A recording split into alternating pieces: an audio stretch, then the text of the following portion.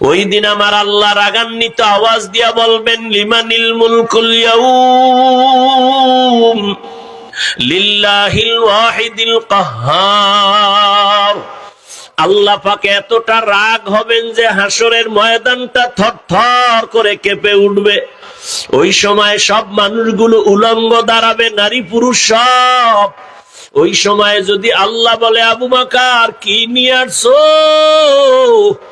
আমি যদি বলি আল্লাহ নামাজ রোজা তেলাওয়াত, আল্লাহ যদি বলে আমার মনের মতো ইবাদত হয় না, পছন্দ করি না, যাও জান্নাতের টিকিট ক্যান্সেল করে দিলাম, তখন আমার হাতে জাহান্নামের হ্যান্ডকাপ, জাহান্নামের হ্যান্ডকাপ লাগে, আমাকে জাহান্নামে নিয়ে যাবে, আর উপায় হবে না। দুনিয়াতে সূর্যের গরম সহ্য করতে পারি না, জাহান্নামের গরম আমি কেমন করে সহ্য করব? এই ভয় আমি নামাজে দাঁড়ায় কান্না করি। ও যুবক বাবারা, ও বৃদ্ধ বাবাজিরা, ও পর্দার আড়ালের মা বোনেরা, আবু বকরের মতো গোলাম জান্নাতের টিকিট হাতে নিয়েও যদি কান্না করেন, আপনার আমার তো নামাজ নাই, রোজা নাই, যা করি সব ভেজালওয়ালা আমল।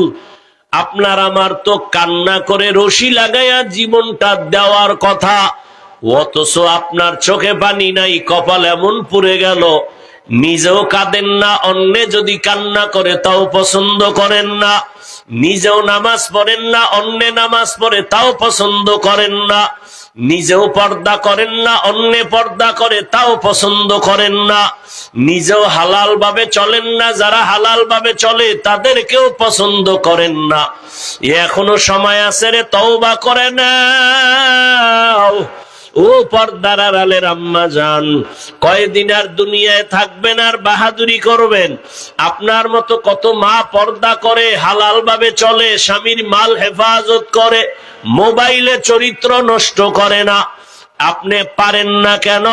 ও যুবক, তোমার মতো যুবক স্কুল কলেজে পড়ে, চাকরি করে, ব্যবসা করে, RAB, army, police, BDR, doctor, professor, engineer, OC, DC SP, 5 ওয়াক্ত নামাজি নাই?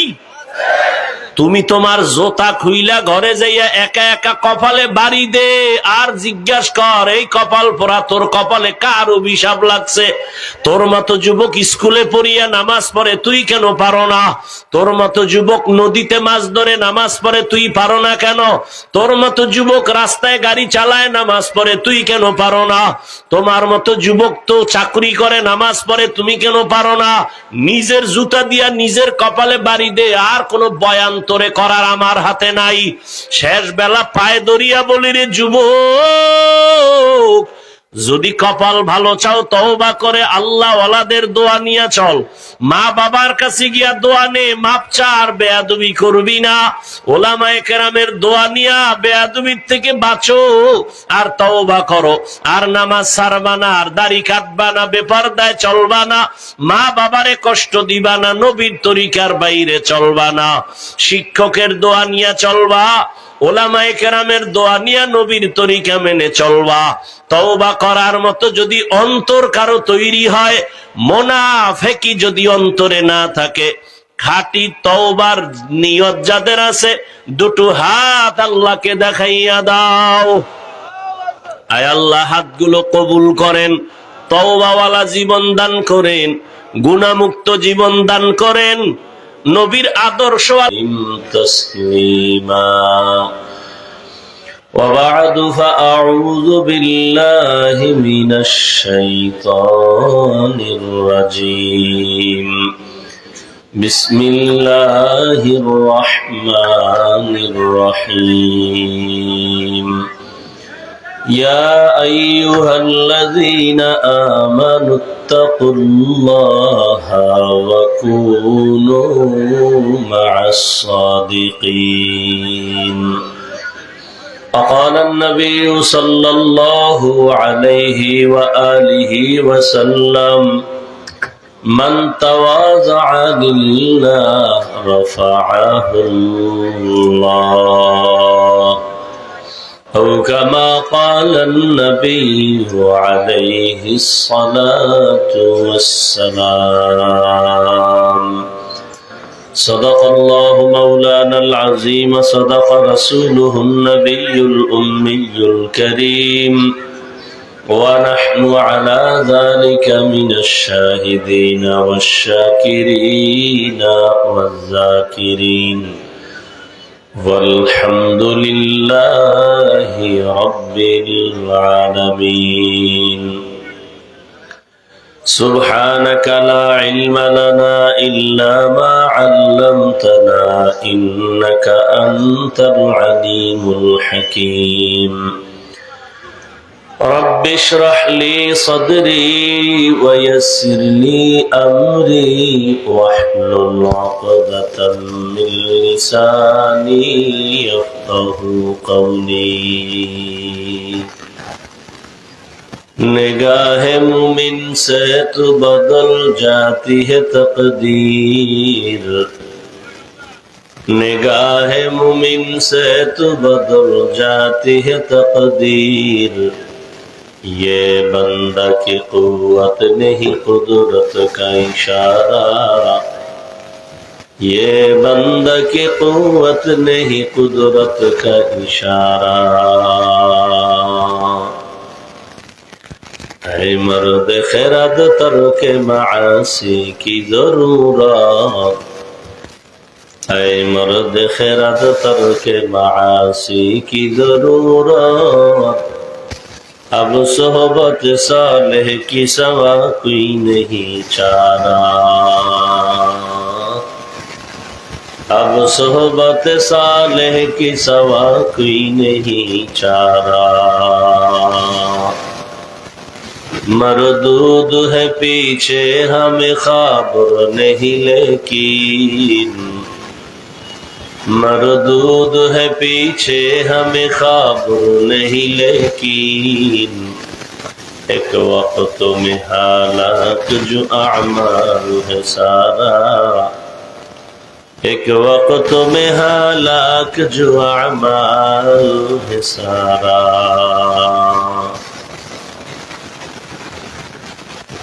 জামিয়া আশরাফিয়া দারুস সালাম গোপাটিয়া পাড়া কর্তৃক আয়োজিত আজকের এই ইসলামী মহাসম্মেলন ৭ ডিসেম্বর ২০২৪, উপস্থিত মোহতারাম সম্মানিত সভাপতি আলহাজ হযরত মাওলানা মুজিবুর রহমান সাহেব দামাত বারাকাতুহুম, অন্যান্য হযরত উলামায়ে কেরাম, অত্র অঞ্চলের বিভিন্ন জায়গা থেকে আগত আল্লাহ পাকের আশিকিন, জাকিরিন, শাকিরিন, মুহিব্বিন, মুরুব্বিয়ান এজাম, কলিজার টুকরা আমার সমবয়সী যুবক বন্ধুগণ, স্নেহের ছোট ভাই, পর্দার আড়ালে মাইকের আওয়াজ শ্রবণরতা মা বোনেরা, আল্লাহ পাকের দরবারে শুকর যে আল্লাহ আমাদেরকে সুস্থ রেখেছেন এবং কর্মব্যস্ততার মধ্য দিয়েও, এই বেটা সাউন্ডটা ঠিক করো, কর্মব্যস্ততার মধ্য দিয়েও যে আল্লাহ আমাদেরকে এখানে হাজারো লাখো মানুষের মধ্য থেকে বাছাই করেছেন, বরকতি মজলিস বেহেশতের বাগানে আসার মতো তৌফিক দান করেছেন। নেয়ামতের শুকর আদায়ার্থে মুহাব্বতে সকলেই পড়ি আলহামদুলিল্লাহ। দরুদ ও সালাম সৈয়দুল মুরসালিন রহমাতুল লিল আলামিন শফিউল মুজনিবিন খাতামুন নবিয়্যিন সৈয়দুস সাকালাইন ইমামুল মুরসালিন শফিউ আযম রাসূল আকরাম রহমতে আলম নবিউল আরব আল আজম হাবিবে কিবরিয়া আশরাফুল আম্বিয়া সৈয়দুল আম্বিয়া শফিউ মাহশর সাকি কৌসর आका नामदा मदीना का ताजदा आफ्ताब नबूवत फ़ख्र मौजूदात सैयदुल मखलूक़ात हज़रत मुहम्मदुर रसूलुल्लाह की अंदर বিয়ে মানুষ না ভাবে আছেন, দরুদ শরীফ পড়লেন না কেন? ওই এলাকায় দরুদ বুঝে না, না ভাবে আছেন, পড়লেন না কেন? সবাই পড়েন, আবার পড়েন। লাভ না ক্ষতি? একবার পড়ছেন, 3টা পুরস্কার নগদ পেয়ে গেছে। 1 নাম্বার পুরস্কার 10টা গুনাহ মাফ হয়ে গেছে। দ্বিতীয় পুরস্কার 10টা নেক আমল নামায় যোগ হয়েছে। তৃতীয় পুরস্কার আল্লাহর দরবারে 10 গুণ মর্যাদা বেড়ে গেছে। 10টা গুনাহ যে মাফ হলো, এই 10টা গুনাহ আল্লাহ নেকের দ্বারা পরিবর্তন করে দিয়েছেন।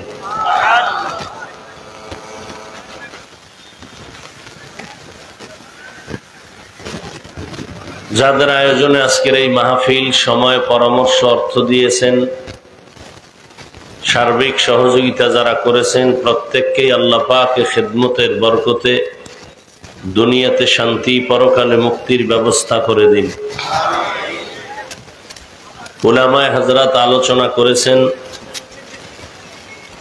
আপনারাও ধৈর্যের সাথে শুনছেন।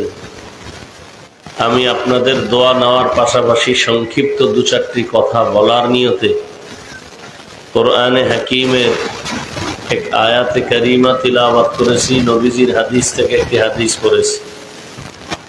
আয়াত ও হাদিসের আলোকে ইখলাস ও রুহানিয়তের সমন্বয় কিছু কথা আমাকে বলার মতো সহি নিয়তে, সহি তরিকায়, সহি কথা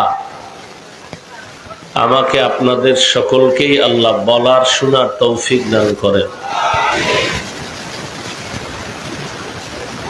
হেলিকপ্টারে প্রোগ্রামের টাইম আমাদের হাতে থাকে না, ওরা আমাদেরকে যা দেয় তাই।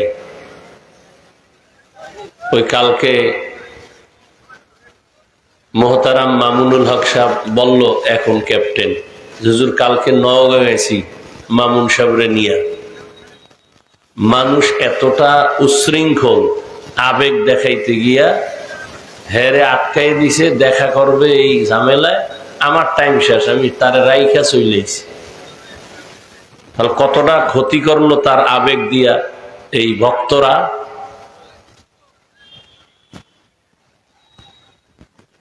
তা আমার 3:30 পর্যন্ত সময়, তা আধা ঘন্টা বয়ে রইলাম এখানে খালি মাদ্রাসার কালেকশনের দিকে নজর করে। এখন যতটুকু পারি আমার টাইম 1 মিনিট আগে মাইক ছেড়ে দিই। এতে আপনারা গালি দিলেও আমার কিছু আসবে যাইবে না, কিচ্ছু করার নেই। আপনাকেও চিন্তা করে চললে তো আমাকে চলা যাবে না। তো যাই হোক, ওই এক জায়গায় আইছি সিলেট, যেদিন কপ্টারের প্রোগ্রাম, ওদিন ঘুমও নাই, খাওয়ানো নাই, নামাজ কোন রকম পইরা দৌড়। বলবে আসতেছি, রেডিও 10টা হইতে আসতেছে, আস্তে আস্তে 3টা বাজাইছে। আইয়া কয়, আপনি গেলে 10 মিনিট বয়ান করতে পারবেন, নাইলে ঢাকা জায়গা। কমিটির লোক কয়, খালি দেখা করে যান, নাইলে আমাকে জুতা দিয়ে মারবে মানুষ। আল্লাহর কসম, ঠিক আমি কপ্টার থেকে নাইমে ঘড়ি ধরা ঠিক কাটায় কাটায় 10 মিনিট কথা বলছি, বইলে আবার চলে এসেছি।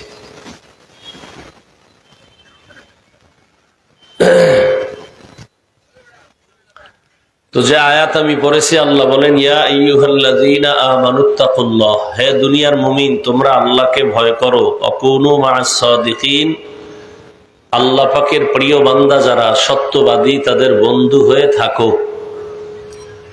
নবীজি বলেন, মান তাওয়াজা লিল্লাহ রাফাআহুল্লাহ, যে ব্যক্তি আল্লাহর জন্যই নিজেকে ছোট বানায় চলে, বিনয়ী হয়ে চলে, আল্লাহ তার মর্যাদা উঁচু বানায় দেন। তো আল্লাহ মর্যাদা উঁচু বানায় দিবেন মানে, মানুষ তো আমরা সৃষ্টিগত ভাবেই উঁচু মর্যাদা নিয়েই আসছি। কারণ 24 ঘন্টাই ফেরেশতারা আল্লাহর গুণগান করে, আল্লাহর তসবিহ পড়ে। এরপরও ফেরেশতারা গুনাহ করবে তো দূরের কথা, গুনাহ চিনেই না। তাহলে এই ফেরেশতারাও আল্লাহর কাছে শ্রেষ্ঠ না, উঁচু মর্যাদার না? আমরা মানুষ সব থেকে আল্লাহর কাছে দামি, উঁচু মর্যাদা আল্লাহ আমাদের দিয়েছেন। তাহলে বিনয়ী হয়ে চললে মর্যাদা বাড়াবেন, তার মানে কি? আমরা তো মর্যাদাবান হইয়েই জন্ম নিছি, জিনের মর্যাদা নাই দুনিয়াতে। আমাদের মতো দামি মর্যাদাওয়ালা আর কোনো প্রাণী নেই। বলে হ্যাঁ, এর মধ্যে কিছু আছে। আল্লাহ মর্যাদার সীমানা তো রাখেন নাই। দুনিয়ার সব মানুষ অন্য মাখলুকের তুলনায় শ্রেষ্ঠ, আবার মানুষের মধ্যে যারা ঈমানওয়ালা তারা অন্যদের তুলনায় শ্রেষ্ঠ, আবার ঈমানওয়ালাদের মধ্যে যারা আমলওয়ালা তারা আরো শ্রেষ্ঠ, আবার আমলওয়ালাদের মধ্যে যারা তাকওয়াওয়ালা তারা আরো শ্রেষ্ঠ। আবার এই তাকওয়ার মধ্যে যাদের কাছে কোরআনের ইলম আছে, আমল আছে, এরা আল্লাহর কাছে সব থেকে বড় দামি। আর পৃথিবীর মধ্যে শ্রেষ্ঠ ব্যক্তি রহমাতুল্লিল আলামিন। আর সমস্ত নবীর উম্মতের মধ্যে শ্রেষ্ঠ উম্মত আমরা, আখিরি নবীর উম্মত। আমাদের মধ্যেও আবার ক্লাস ভাগ, সবাই এখানে নবীর উম্মত, কিন্তু সবাই কিন্তু এক না। কি মসজিদ কার ঘর? কিন্তু সব মসজিদ কি বাইতুল্লাহর সমান? আপনার এলাকায় টিনের ঘরের মসজিদও আল্লাহর ঘর। টাঙ্গাইলে মসজিদ আছে, মানুষ দেখতে যায়, মহিলারাও দেখতে যায়, ছবি তুলে, কিন্তু নামাজ পড়ে না, বেপর্দা হয়ে যায়। ওটাও আল্লাহর ঘর, বাইতুল্লাহ। কিন্তু দুনিয়াতে একটা মসজিদেরও ওই পরিমাণ মর্যাদা নাই বাইতুল্লাহর যেই পরিমাণ। বলেন না কেন মর্যাদা? আপনাদের এলাকায় কুকুর আছে তো, এগুলি কে বানাইছেন? আল্লাহর বানানো মখলুক। কিন্তু একটা কুকুরেরও ওই পরিমাণ মর্যাদা নাই আসহাবে কাহাফের সাথে সম্পর্কিত কুকুরের যেই মর্যাদা, যে কুকুর জান্নাতে যাবে। গরু আছে না, গরু কে বানাইছেন? সবই আল্লাহর বানানো, কিন্তু সব গরু সমান? মুসা নবীর সাথে যেই গরুটার সম্পর্ক সূরা বাকারায়, এ গরু জান্নাতে যাবে। বুঝেন তো? পিপিলিকা আছে না, আপনার পাশেই আছে, কিন্তু এই পিপিলিকাও আল্লাহর মখলুক তো। সব পিপিলিকা দামি না। সুলাইমান নবীর সাথে যার সম্পর্ক, ওই পিপিলিকা জান্নাতে যাবে। বুঝেন তো মর্যাদাটা কেমন? আসেন এবার সব মুমিন তাকওয়া সব ঠিক আছে, আল্লাহ কয় বিনয়ী হয়ে চলো, আরো বাড়াবো। কি বাড়াইবেন? কয় তোমারে ভালোবাসে 5 জন, তুমি যদি আমার ভালোবাসা নিয়ে নরম হইয়া চলো, তোমারে সব মুমিনরা ভালোবাসবে। আরো আস্তে করে বলেন। আরো যদি বিনয়ী হও আরো বাড়াবো। কয় কেমনে? কয় মুমিনের ঘরে বেঈমানরাও ভালোবাসবে। আরো যদি বিনয়ী হও আরো মর্যাদা বাড়াবো। কয় কেমনে? কয় বেঈমান মুমিন সবাই ভালোবাসার পরে জিনেরাও ভালোবাসবে, ফেরেশতারাও ভালোবাসবে। আরো মর্যাদা বাড়াবো, জঙ্গলের পশুরাও ভালোবাসবে। কি ইতিহাস নাই? কথা বলেন না কেন? পশু যার তার কথা শুনে, কথা বলেন না কেন? শুনে চাষাবাদ করে একজনে গরু দিয়া, করে না আপনাদের এলাকায়? কে করে? বড় হুজুর, বড় অ্যাডভোকেট, শিক্ষিত মাস্টার, সাধারণ মানুষ। এই সাধারণ মানুষটা গরু দিয়া চাষাবাদ করার পরে গরুর সাথে একটা মায়া হইছে, গরুটায় তারে মানে না? মানে না। আমনেরে মানবে? আমনে যদি কোন গরু দাঁড়াবে, কিন্তু চাষি যদি গায়ে গরু দাঁড়াইবে? গরু ডানে যাবে? কথা বলেন না কেন?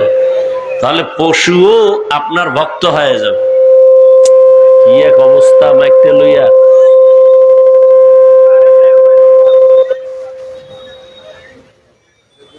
তাহলে পশুও আপনাকে কি করবে?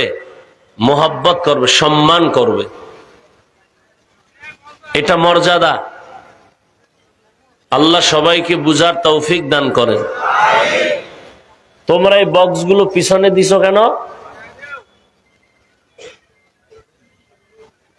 সেটিং করতে না পাইলে এরপর পিছনে দিলে এটা সাউন্ড দিলি তো এটা আওয়াজ দিবে।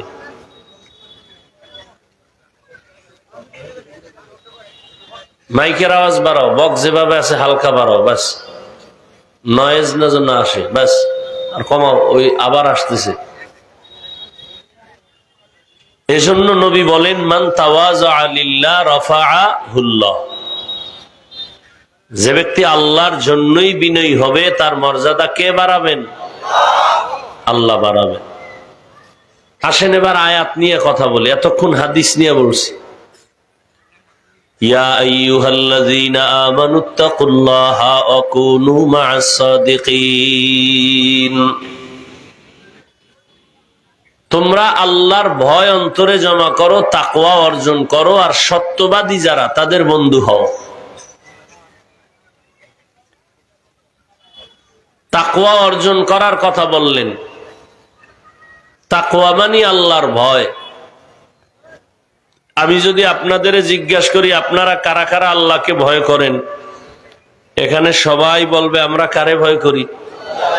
অথচ এখানে বহু আল্লাহর বান্দা আসছে জহুর পরে নেই, ফজরও মোনাজাতের পরে দৌড় দিবে, আসরও পড়বে না, নাই এরম বেনামাজি অভাব নেই। সেও বলে আমি কারে ভয় করি? যে মদ পান করে সেও বলে আল্লাহকে ভয় করি। আর আমি নামাজিও বলি আল্লাহকে ভয় করি, আমি দাড়িওয়ালাও বলি আল্লাহকে ভয় করি, আর আপনি দাড়ি বাদ দিয়ে বলেন আল্লাহকে ভয় করি। আমি পর্দা রক্ষা করে বলি আল্লাহকে ভয় করি, আপনি পর্দা বাদ দিয়ে বলেন আল্লাহকে ভয় করি। দুই ভয় সমান, মূলত আপনার ভয়ই নেই।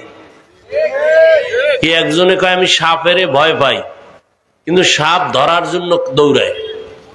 আসলে এটা ভয় পাওয়া?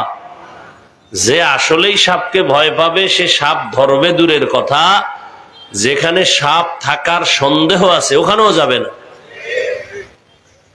একটা সন্তান মা বাবারে ভয় পায়, পায় না?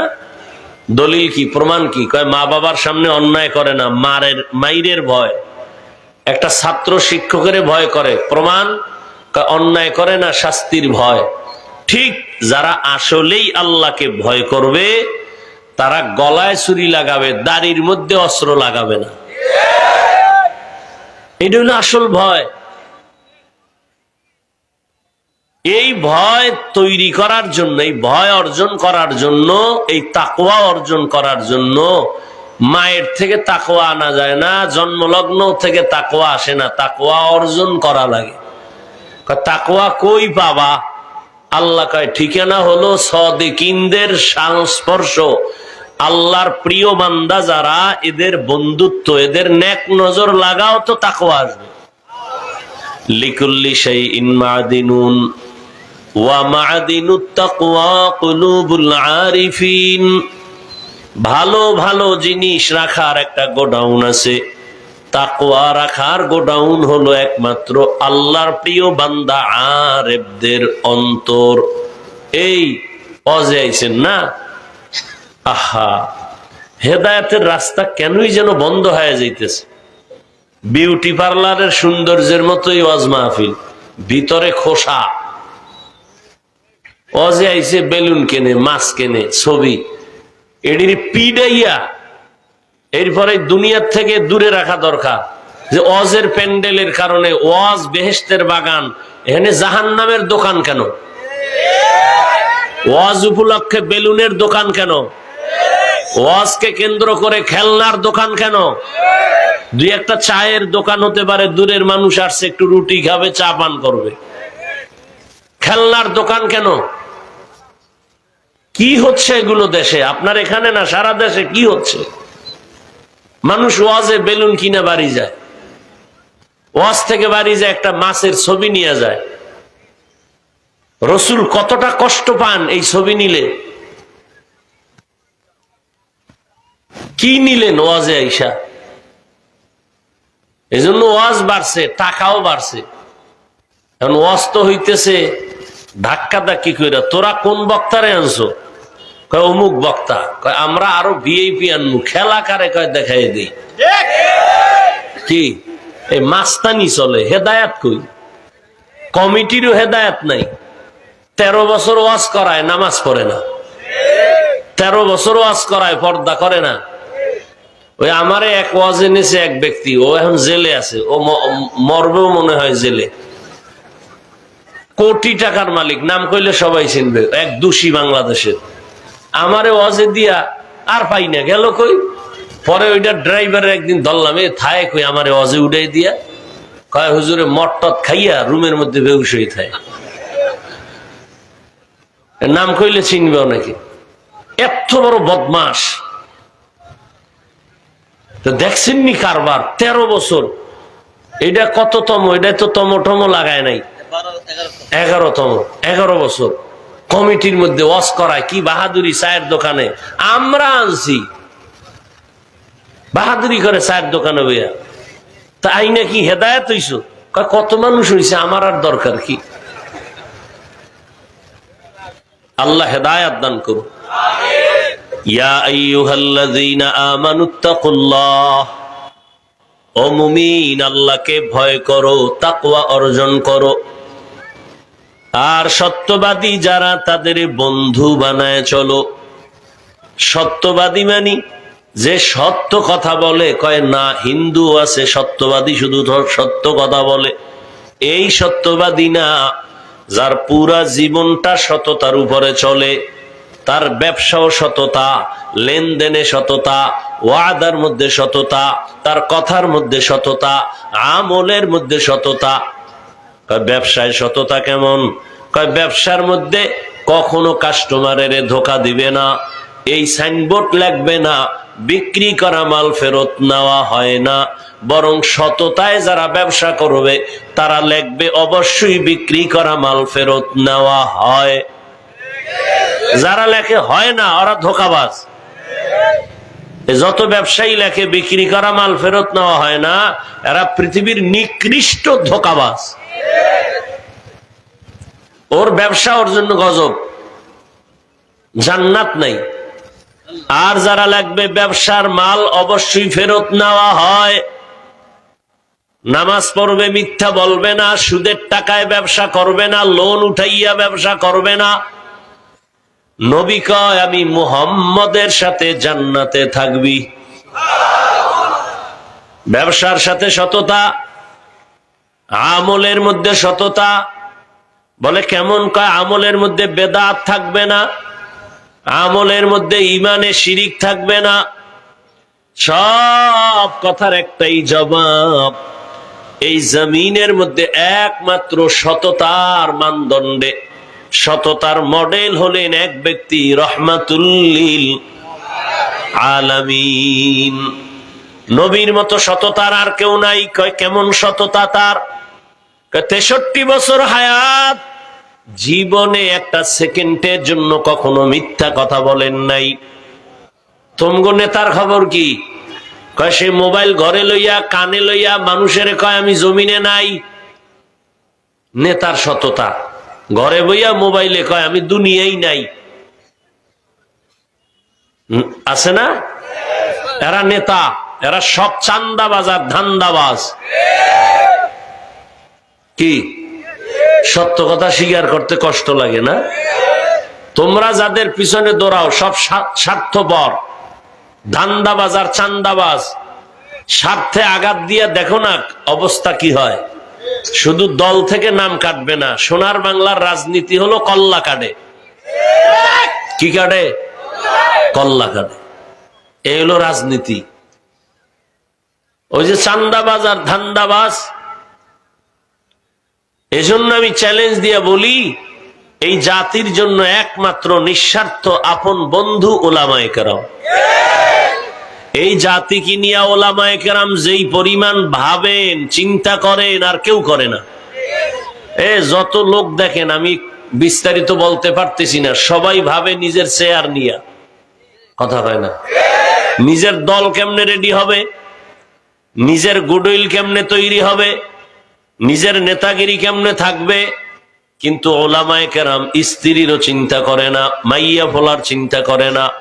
আমার ইমামতি থাক না থাক চিন্তা নাই, আমার ওয়াজ মাহফিল হোক না হোক চিন্তা নাই, মানুষের জন্য কলিজা ভরে দোয়া করে।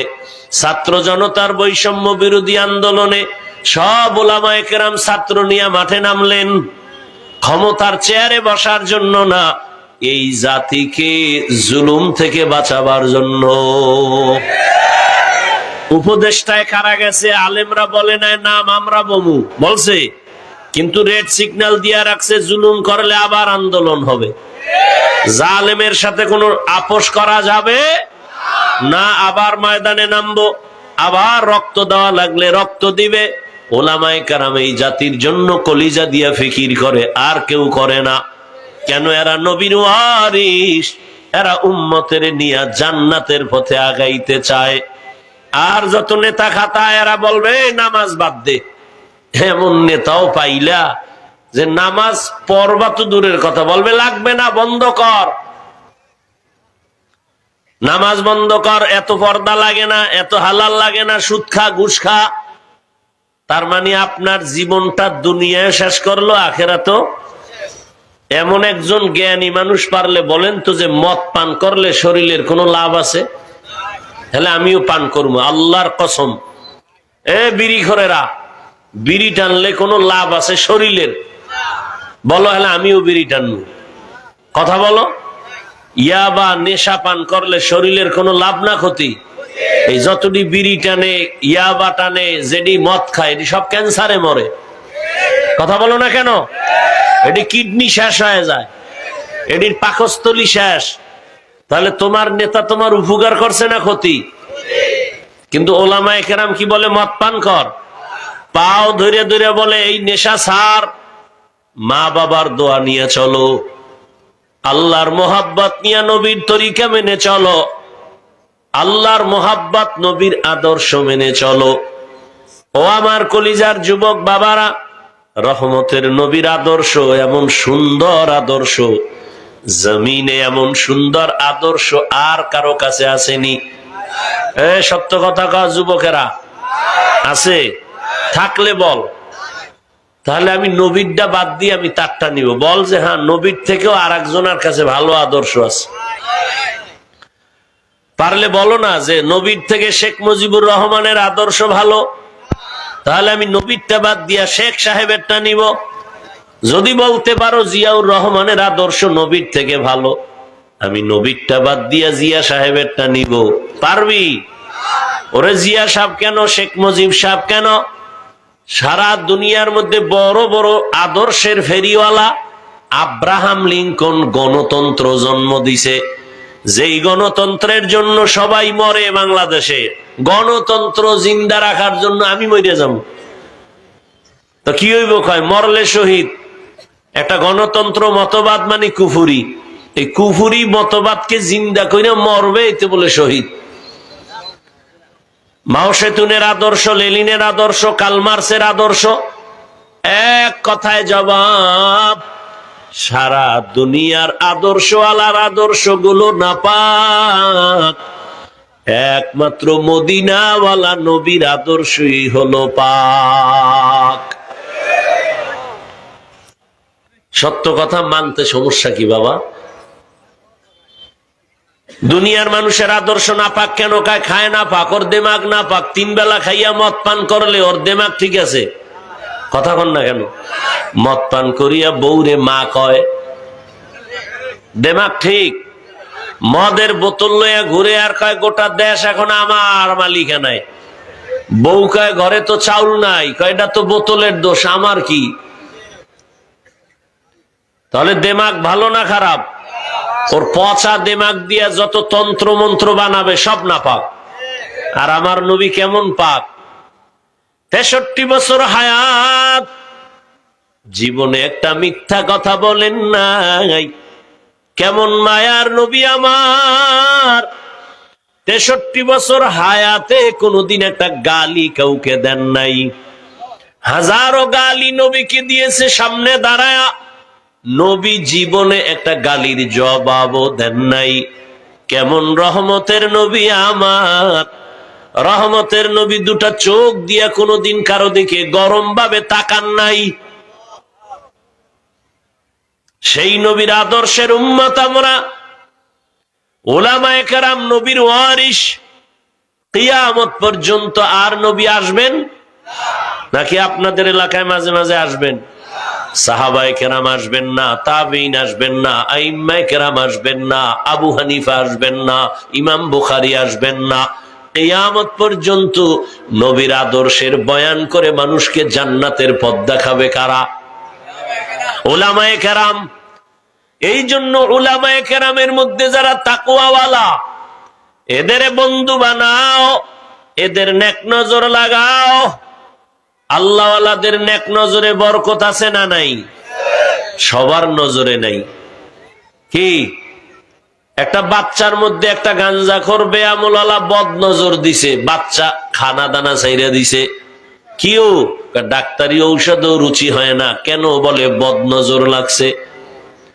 আপনাদের ওই সিম খেত কদু গাছের ভিতরে জুতা লাগায়, জুতা টানায় রাখে কেন? জুতা একটা বরকতি জিনিস, নমরুদ্দের গালে লাগছিল তো, জুতা টানাইলে কদু গাছ আরো বড় হয়, তাই তো? কি আপনাদের ধারণা এটাই? তা কদু গাছের মধ্যে জুতা লাগায় কেন? কথা কন না কেন? বদনজর। কার বদনজর? পিসা হুজুরের। কার? একটা গাঞ্জাখোর বেআমলওয়ালা বখাটে সন্তান, জালেম সন্ত্রাসী একটা গাঞ্জাখোরের নজরে যদি একটা বাচ্চার মধ্যে রিয়াকশন হয়, একজন জিকির করনেওয়ালা মুত্তাকি আল্লাহওয়ালা নেক নজর দিলে কেন অ্যাকশন হবে না? এই কথা যে টুপিওয়ালারা বুঝে না, এরা ওলিয়া উলিয়া মানে না। আর আমি সারা বাংলাদেশে কসম খায়া বলছি, যারা বলে আমি ওলি মানি না, আউলিয়া মানি না, এরা কোরআনও মানে না, বুখারী শরীফও মানে না, এরা ভণ্ড। এদের যারা ভণ্ড বলে না তারাও ভণ্ড।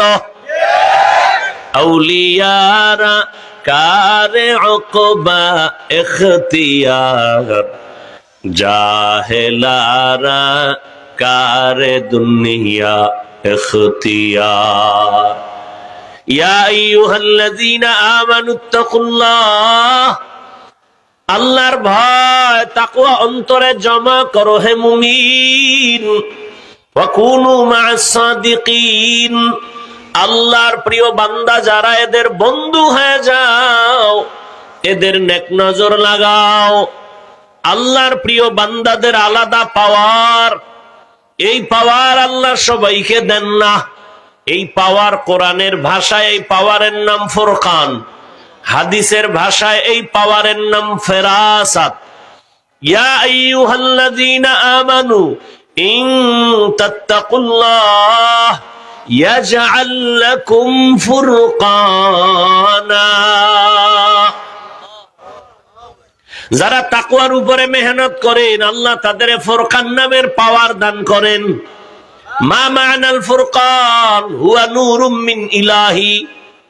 قال النبي صلى الله عليه وآله وسلم اتقوا فراسة المؤمن فإنه ينظر بنور الله। ও মুমিনেরা, আল্লাহর প্রিয় বান্দাদের ফেরাসাতের পাওয়ারকে ভয় করিও।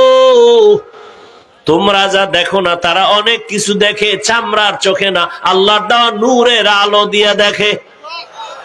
আউলিয়ারা কারে উকবা ইখতিয়ার, জাহেলারা কারে দুনিয়া ইখতিয়ার। আল্লাহওয়ালাদের পাওয়ার। ওমরে ফারুক রাদিয়াল্লাহু তাআলা আনহু খুতবা দিতেছেন, হঠাৎ করে একটা অপ্রাসঙ্গিক আওয়াজ দিলেন, ইয়া সারিয়াতাল জাবাল, ইয়া সারিয়াতাল জাবাল, ইয়া সারিয়াতাল জাবাল। এই সারিয়া, পাহাড় পাহাড় পাহাড়। সারিয়া কই? বলে যেখানে ওমর আওয়াজ দিছে ওখান থেকে 2000 কিলোমিটার দূরে ইরানে যুদ্ধ চলে। সারিয়াকে জিজ্ঞাসা করা হলো পরবর্তীতে, এই সারিয়া, ওমরের আওয়াজটা শুনছিলিনি? সারিয়া বলে, কাছে বসে যেমনে শোনা যায় এমনই শুনেছি। এর নাম ফেরাসাত। আল্লাহ ওয়ালাদের সোহবত অর্জন করো।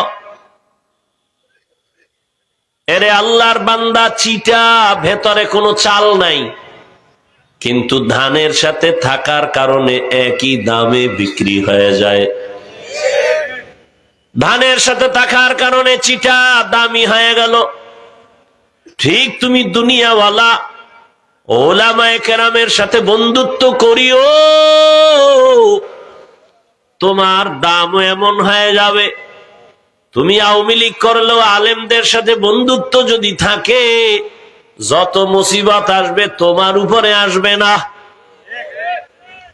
কতজনে বিএমপি করে, আওয়ামী লীগ করে, আলেমদের মোহাব্বত নিয়ে দাড়ি রাখছে, মাদ্রাসায় টাকা দেয়, মসজিদে দেয়, 5 ওয়াক্ত নামাজ পড়ে, যত বিপদ হয় তারে বিপদে ধরে না।